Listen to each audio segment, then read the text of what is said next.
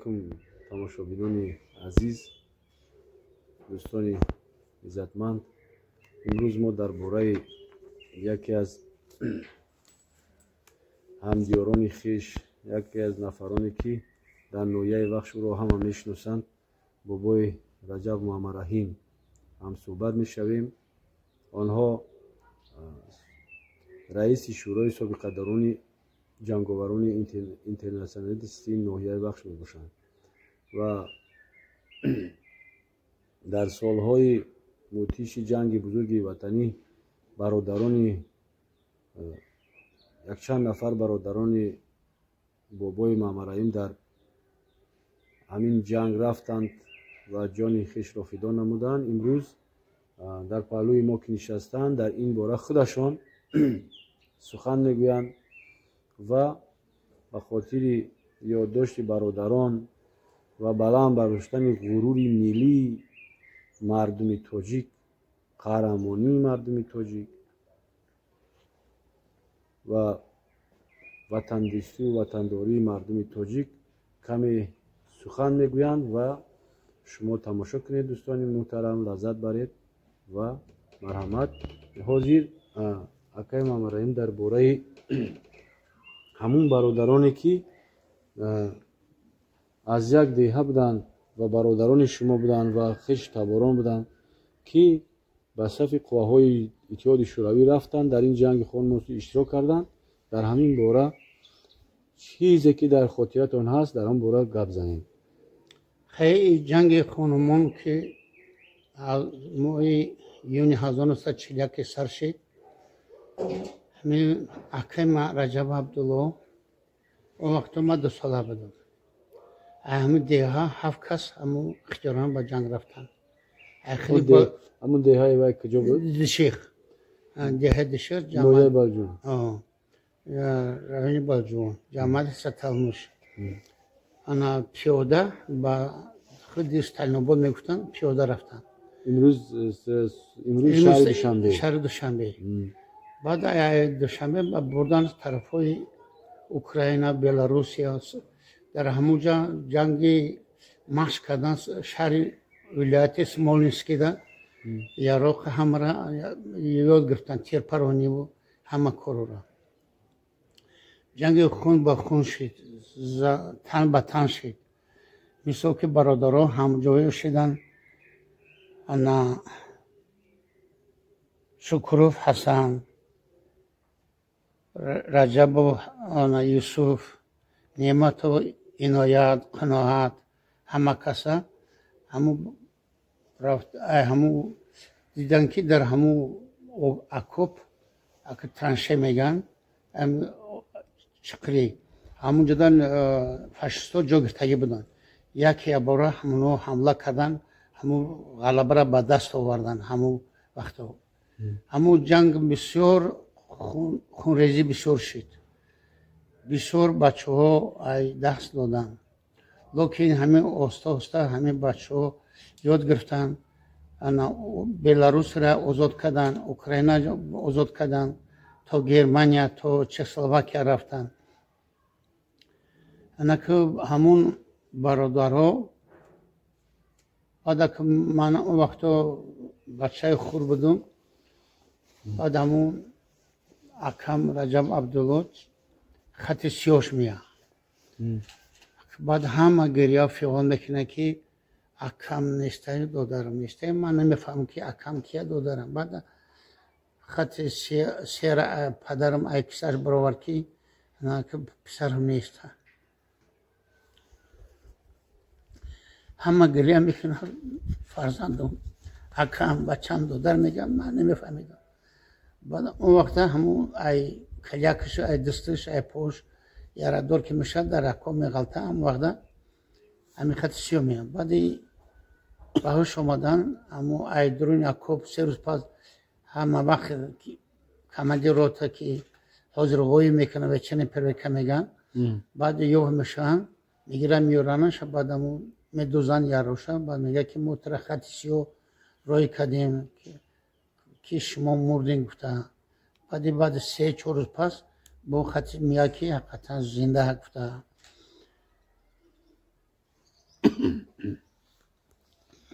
баъди оне ки дар ин ҷанг бо айсари нав тавбат мегиранд бо барқарор мешаванд, бо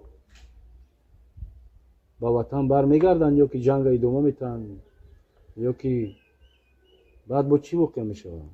دادن که دیگه قوای کورش که چی میکنن بعد انا جو میتن وطن برمیگردن لکه دیگه هاش انا برای همو شهر کیف و بلاروس یا اوکراین و پولشا و رومانیا رفتن چی میرون انا дар ин ҷанг ҳалок мешаванд. و برادراشون انا شکروف حسن انا نعمت و عنایت قناعت انا میر شریف депутат совети олии сер буд мудири маорифи ҳамо балҷуон буд ина писараш дар ҳамо қуди балҷуон ана директори музеи балҷуонай ана ки ҳозир ӯ саид ба наҳвақа баромадааст писарукас ҳамо музеи ҳамо балҷуона ба ҳуда дорад баъди гаштан дар ҳамо худи ҳамо ватан балҷуон муаллим буд ман баъди муаллим шудан ба солҳои 52 баъд ҳамин кӯчида ҳамин ноҳияи бахш омадем чуда райони октябр мегуфтанд омада муаллим мекард то ба соли ҳамо овоё ноҳияи фалхо рафтанд ана колхози чилсолаги октябр ина неъмату қаноат рӯзи ҳам чӣ кардан котиби ташкилоти партияви ҳамон колхози чилсолагӣ буд соли муҳоҷират 50 чанд буда? баъди 51 52 ҳамонҷо муҳоҷир шуда омадан ана ки ҳозир ҳамон додараш неъмату қара мегӯянд дар ҳамон чилсолагӣ ана додараш неъмату ҷурабхон буд депутати совети олии ҷумҳурӣ раиси ҳукумати фалхор буд ина писараш неъмату алишер начальники милисияи ноҳияи бахши хмунай ҳамин ҳамсиф маде ки ҳамсиф мехондем да ки яъне ки ҳамон мардакое ки мисол дар солҳои ҷанги бузурги ватанӣ ҳамин хел мардонаво рафтанд аз як деҳа онҳо аз як деҳа ҳамчун бародар ҳамроҳии бародари шумо рафтанданд аз ҳамуно имрӯз ҳамун писарое биромаданд ки имрӯз барои мардум ва барои давлат хизмат мекунанд ҳамин хел бо як хел ба монанди падарошон фидои хизмати ватану модар ба дилҷон ба ҷо меоранд барои ҳамин ин ҳам нишонаҳои ҳамун қаҳрамонои падарошон буд бобоёшон буд ки онҳо имрӯз дар сафи мардони ватан барои ватан хизмат мекунанд бо ай ҳамун чӣ хотирҳои ҳастаи аён бародаро шариф карим меган ҳамун солҳои пеш ай солҳои 52 рафтан дар ҳамун котиби ҷамоати шаҳраки балҷуон буд баъди вай дар райони мемонобод мудири умор сесум меган баъдам омада дар худи дағара ҳамин начальники уморту раиси шӯрои собиқадони ҷанговари бузурги ватанӣ дар дағара буд то рӯзи вафот шуд писарош шарифу комил генерали директори таҷик агрегати шаҳри душанбе писари дигариш начальник милисияи шаҳри ёвонай бачаи калониш дар бораи ҳамине ки мисол ҳамун дар ҳамун солҳои ҷанги бузурги ватанӣ ки ҳамин мардуми тоҷик дар ҳамун ҷанг рафтанд иштирок аз ҷумла бародарои шумо дар ҳамун ҷанг рафтанд иштирок карданд ҷони худро фидо карданд ва ӯеш ба хона баргаштанд ӯеш дар он ҷо ба ҳалокат расиданд дар ҳамин бора ки мисол оё иштироки мардуми тоҷик дар ҳамин ҷанг дар ҳамун замон зарур буд оё ҳамин ҷанг барои мардуми мо чӣ дод ягон манфиат дод ё ягон манфиати чӣ мегӯянд ягон манфиате дошт. البته را خاک یک قدم خاک ترکستان برای ما یک کف خاکی یک دارو بود. برای محافظت وطن فقط مردان زنها هم در قفا کار میکردن. شب روز قوه کاری نبود. همه در ارمی خدمت میکردن. اینجا زنها جفت میکردن، زنها کلان میکردن، زنها گندم میدروردن. اما خدمت وطن در قفا ما چی میکردن؟ بجا میوردن. البته را بچه ها شما اینکه حاضرم زنده و حیات کار برده ایستاده سن. البته را بیوه نمیشد. اینا کمو